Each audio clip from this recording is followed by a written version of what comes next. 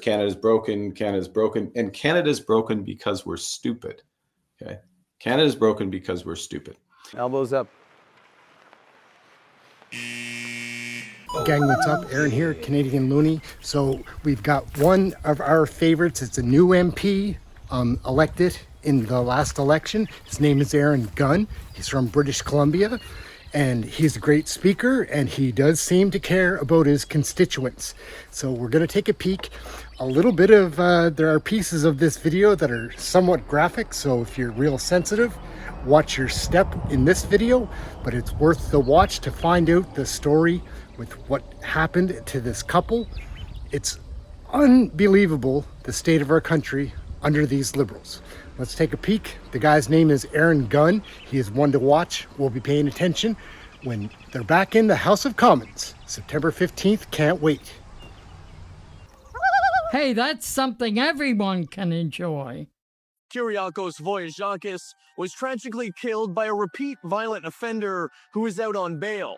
The repeat offender was arrested Sunday after a brutal attack. The suspect in the attack has an extensive violent criminal history. But outraging many is the fact that he was out on bail at the time. At a certain point, do you think just, letting these people revolving door, is it putting the public safety at risk, do you think? Oh, it absolutely is putting the public safety at risk.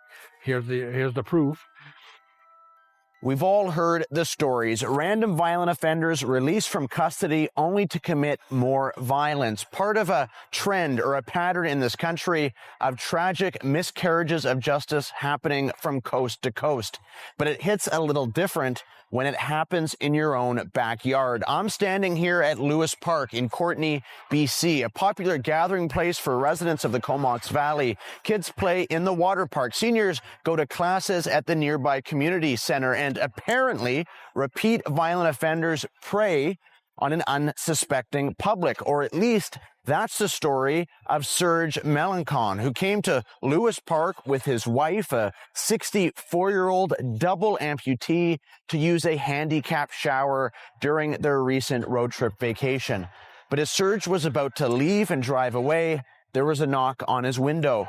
Here's what happened next. When I finally put it in drive, somebody knocked on my window, so I still had my foot on the brakes. So I looked, and well presented, and there was no issues with what I see. So I put my window down and said, "Can I help you?" He said, "Yes, I need your phone to call 911. I said, "Well, no, I won't give you my phone. I call 911, no problem." So dial the number. The answer, I said, "Can I get, what is it for?" He said, "Well, somebody is overdosing." I said, "Okay." So I need an ambulance. And as I said the word ambulance, he opened the door, a step in, and we were on. The man opened the door to Serge's vehicle and began attacking him, punching him repeatedly in the face. The assault was so vicious, so unexpected, Serge was hardly able to fight back, leaving him with sustained injuries to his face. Like, how many times do you think you got hit? Oh, I got it probably a dozen times. Fortunately, because it's such a tight area, he didn't have the chance to really put a lot of powers behind his fist, but it was still hitting right. And I realized I was trapped, and after a little bit of a scuffle, I decided to, I have a big box beside me, and I decided to lay on it to extricate myself backing out of it. And as I did that, he came in more with me. And that's when he met my wife. Serge's wife, Deirdre, who is permanently in a wheelchair, watched in horror as the man attacked her husband right beside her in their own vehicle. But instead of being frozen in terror, she decided to act, looking around for anything she could use as a weapon to defend her husband's life. She had a huge cup, a plastic cup in her hand, and she just started hitting him, and the handle broke. So she grabbed a 12-inch tabletop metal fan that we have in there, grabbed it and started hitting him, and she went to town on him pretty hard. I just undid my seatbelt and got down on my knees and started hitting him with my coffee cup, and he grabbed it and broke the handle, and that's when I used the fan. This is a fierce woman. She'll tackle anything, anytime. Sounds like the guy got more than he bargained for out of... Yeah. And because she was hitting him pretty hard and making marks, he backed out. But on his way out, decided to grab my legs and pull me out of the van to get me away from her. I don't blame him for that. So he pulled my leg out, and he really wrecked my knee when he did that. And he grabbed me, but then he threw me against the van, dented the fender. And when that happened, I went down, and I decided to stay down. Even though I wanted to get up and go at it, I just stayed down. And then the strangest thing happened. I hit the ground, and I looked, watching his feet, waiting for them to come at me. Nothing. He just stopped and back a couple of steps. Then I look up for what I could see. He obviously saw my phone on the ground and grabbed my phone and just casually walked away. As Serge laid on the ground, a crowd began to gather. The police arrived on the scene and later identified the attacker as Melvin Tagay, a trained boxer. Unsurprisingly, Serge would also find out from the police that the attacker was already known to them. In other words, a repeat violent offender with an extensive criminal past. How are the police to deal with after the attack, and what have they told you, or what did they tell you? Well, right off, while I was still on the ground, they says, yeah, we got him. He's in our custody. It's all done. We know him very well. And my first thought when he said that, then why weren't you following him? Because if you know he's going to snap, because that's what they call it, they say he snaps. Well, if he's going to snap, you should have somebody attached to his hip, as far as I'm concerned. But of course, he should probably be incarcerated if you know he's. If he's a danger to society, he should be gone. Period.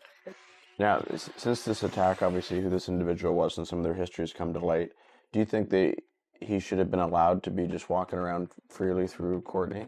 If he was too dangerous, apparently this is his 5th time.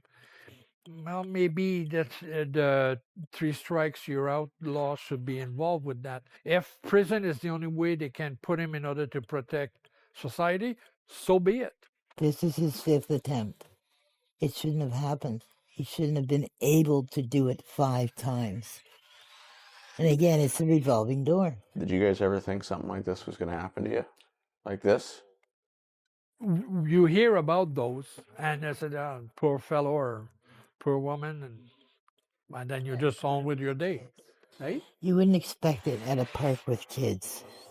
Unfortunately, the story of Serge and Deidre is one that is all too common in both big cities and small towns right across Canada, and there's a reason for it.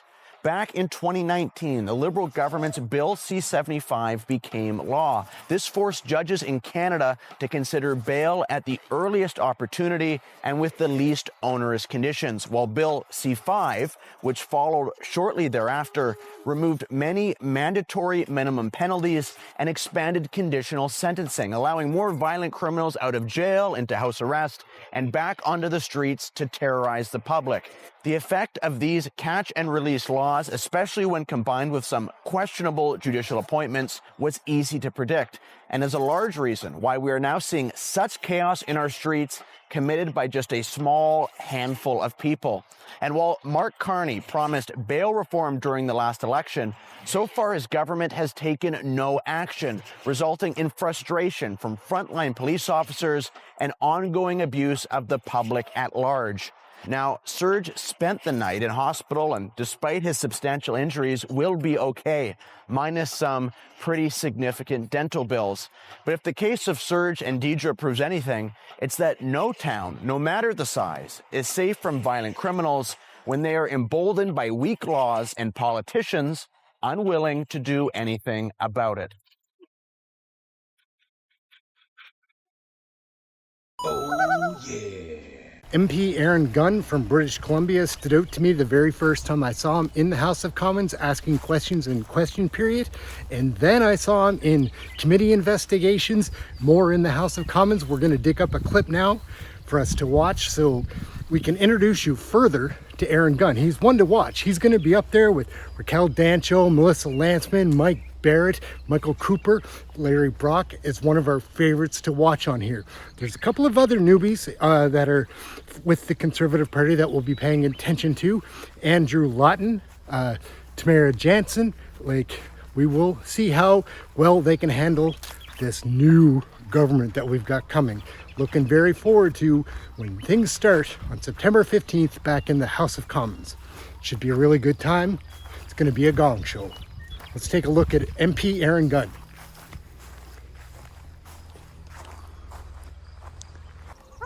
Hey, that's something everyone can enjoy.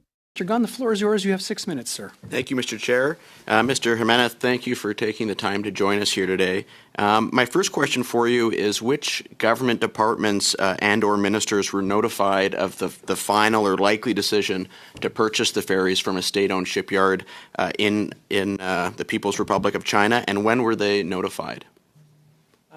We had conversations with the Federal Department of Transportation at the officials level in mid to late April to advise them of the fact that the procurement was coming to a close.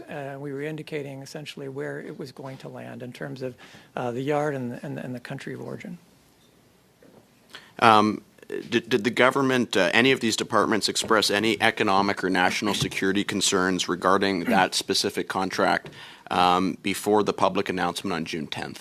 Well, no, what I can say is actually when we made the initial contact with the department, we were seeking counsel on how to sort of open and continue a dialogue with others in the federal government, specifically around national security. So it was through that conversation that we then made other contacts within the federal government, Public Safety Canada and others, to begin a process where we would, again, have an ongoing dialogue throughout the build of the program.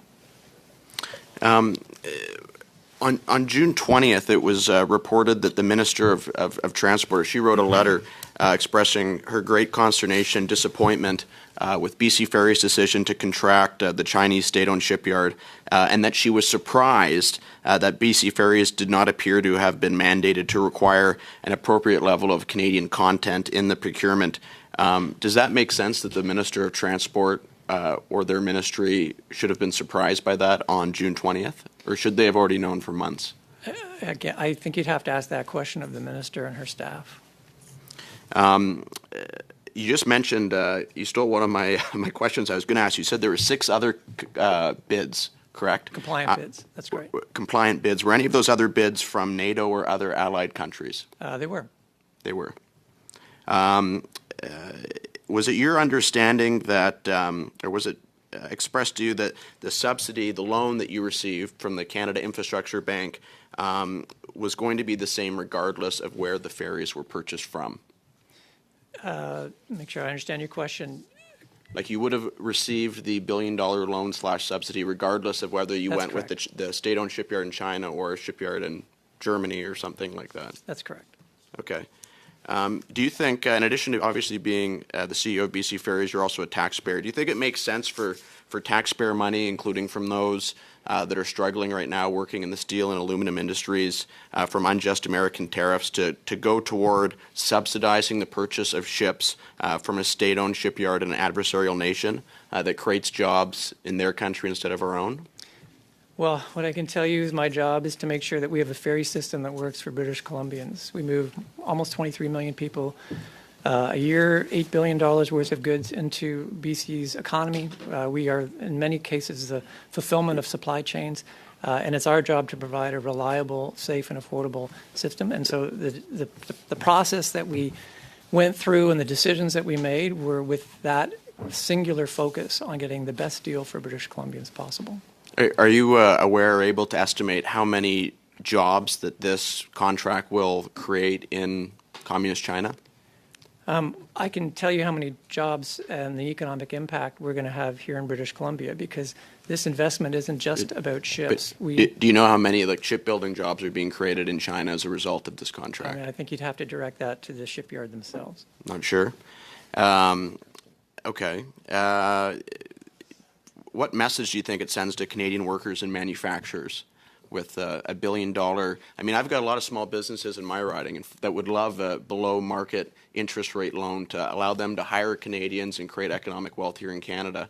You're also a taxpayer, as I mentioned. Do you think it's an appropriate use of taxpayer money to send it to a foreign country? Again, I would say my job is to make sure that I'm standing up a reliable, safe, and affordable ferry system in British Columbia. We have vessels, Chair, that are well past their design life.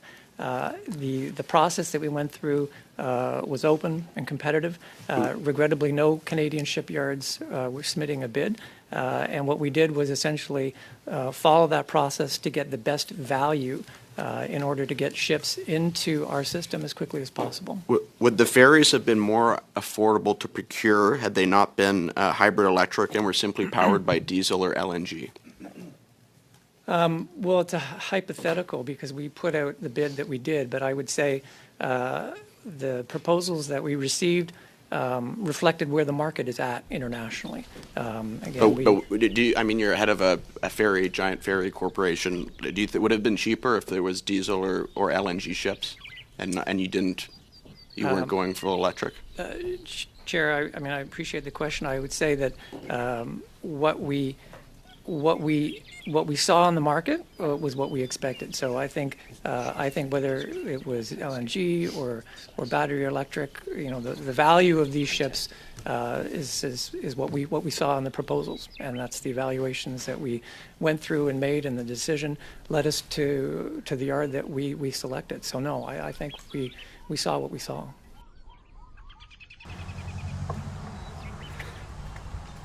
So gang, yeah, we'll wrap it up right there. Aaron, Canadian Looney. This is my house. I live in rural Nova Scotia. I live in a place called Guysborough. It's beautiful here, but we're always concerned about the rest of the country and what's going on. Things are really peaceful here. It's a small village of really not very many people, but everything in Canada is going downhill. We need to do something about it. Watch some of my videos, get caught up, like, share, subscribe. Aaron, Canadian Looney, thank you for watching the video. We'll catch you in the next one. Later, gang.